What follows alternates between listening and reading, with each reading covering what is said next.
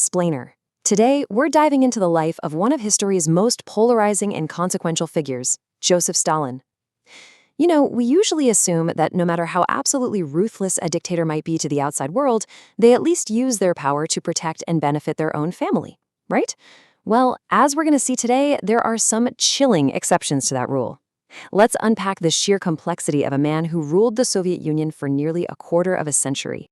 The whole paradox of Stalin's legacy is that two totally opposing realities existed at the exact same time.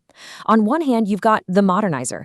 This is a leader who took a massively underdeveloped nation and transformed it into a global superpower, one with enough industrial muscle to defeat Hitler's army in World War II. But on the other hand, we have the monster, a ruler who literally engineered the deaths of millions of his own citizens, ruled through unimaginable terror, and didn't even spare his own flesh and blood. So let's objectively look at how both of these realities came to be. All right, Section 1, Stalin, a modest beginning. To really understand the origin of his absolute ruthlessness, we have to look at where he started. He was born in 1878 in Gori, Georgia, which at the time was under the heavy shadow of the Russian Tsar. He was the son of a cobbler and a washerwoman. And growing up, he was actually a really weak child. He got bullied constantly, and that trauma began to harden his heart from a very young age. Seeking a better life for him, his mother sent him to the capital, Tiflis, to study to become a priest. But instead of theology, he found revolution. He started secretly devouring the writings of Karl Marx and threw himself into a socialist organization trying to unite people against the Tsar. Basically, his childhood adversity mixed with these radical ideas created the perfect crucible for a hardened revolutionary. Moving on to Section 2, Russian Revolution and Power.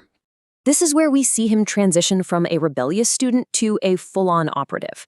While he was working at a weather department in Tiflis, he was already organizing strikes against the Russian Empire. The Tsar's secret police were definitely watching him. By 1905, he meets Vladimir Lenin in Finland, and Lenin is immediately struck by his talent.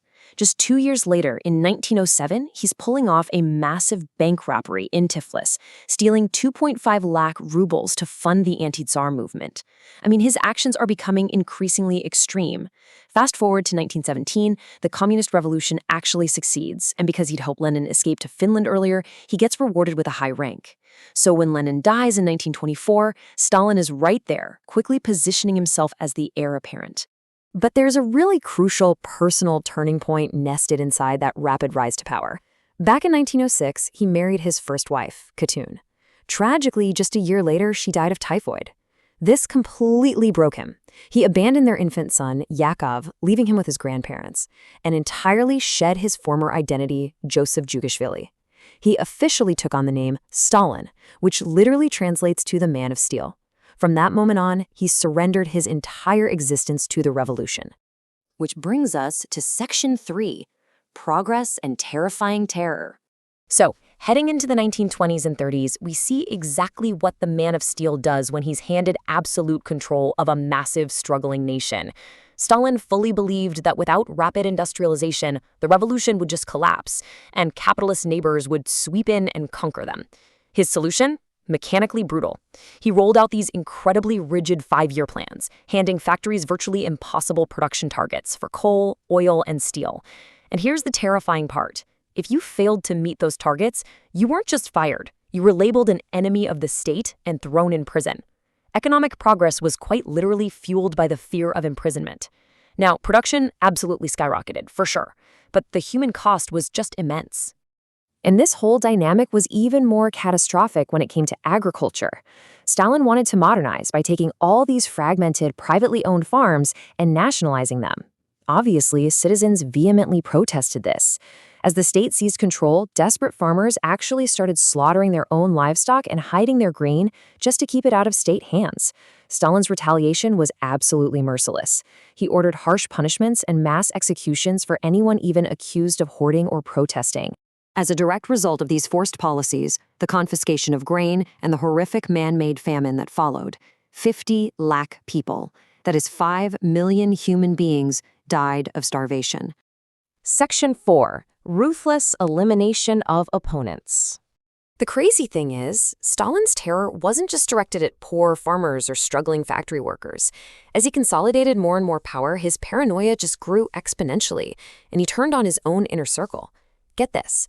Out of the 139 members of the Communist Party's Central Committee, Stalin had 93 of them killed.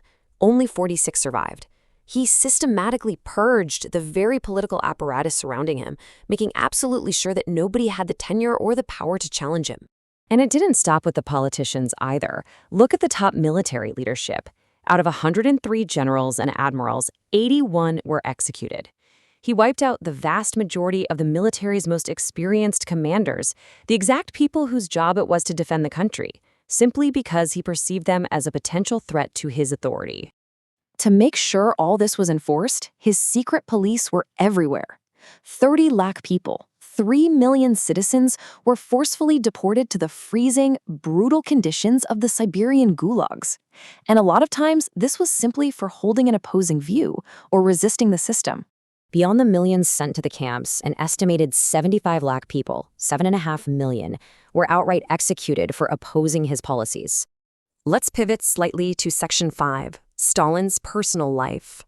With such unimaginable cruelty happening on a national scale, you have to wonder, did he at least spare those closest to him?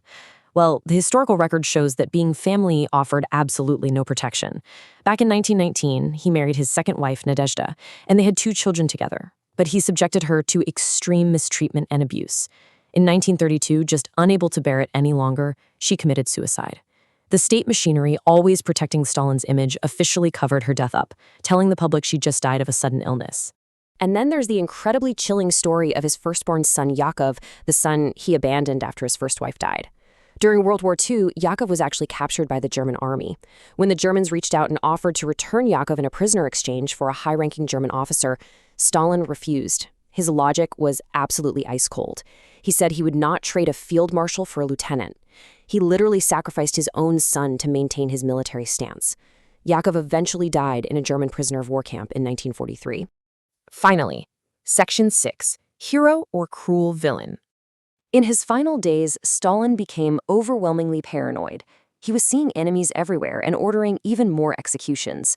But on March 5, 1953, his reign finally ended when he died of a heart attack. The shift in the country was immediate. His successor, Nikita Khrushchev, rapidly distanced the Soviet government from Stalin's brutal methods. But Stalin left behind a deeply divided nation. While millions of citizens wept and mourned the loss of the strong man who led them through World War II, millions of others quietly celebrated the death of a tyrant. The facts leave us with this ultimate historical dichotomy. He's the leader who forced rapid development, turned Russia into a global superpower, and crushed Hitler's advance. Yet, he is also the dictator who orchestrated mass famines, executed millions of his own people, and showed zero mercy, not even to his own wife and son. So looking at this history, how do you categorize a legacy like this? Hero or villain?